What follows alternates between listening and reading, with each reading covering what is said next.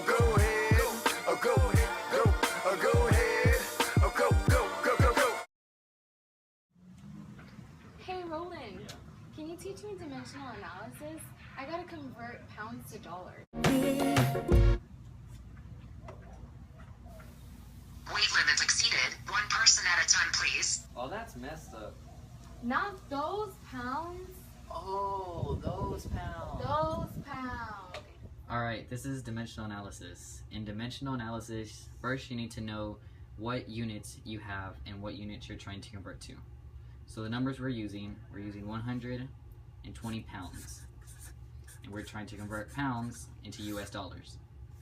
So, you need to find out how much 1 pound is worth compared to US dollars.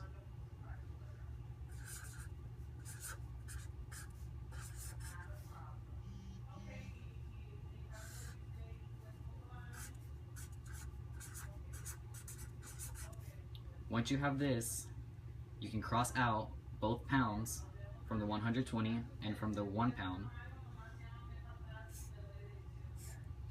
And now you're left with US dollars. So now what you do is you multiply straight across and divide by the number underneath.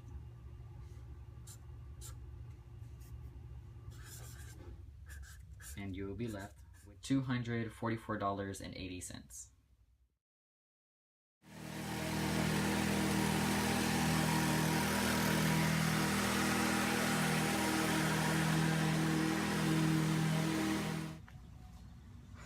I just have 5 times 10 to the 6 power blades of grass for you. You stupid.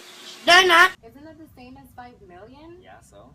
Well, how did you get that number? Alright, I'll show you. Okay. This is scientific notation.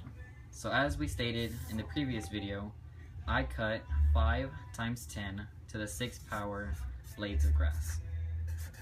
And we said that this is the same as 5 million.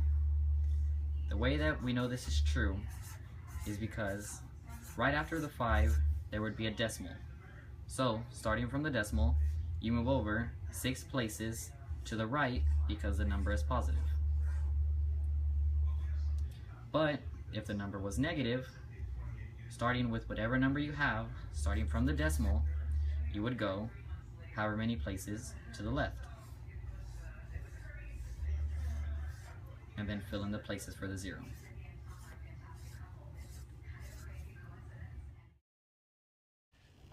Desiree, can you wake up lost? But miss. Today I don't feel like doing anything. Don't wake me up. How many problems are we learning today? I got 99 Today.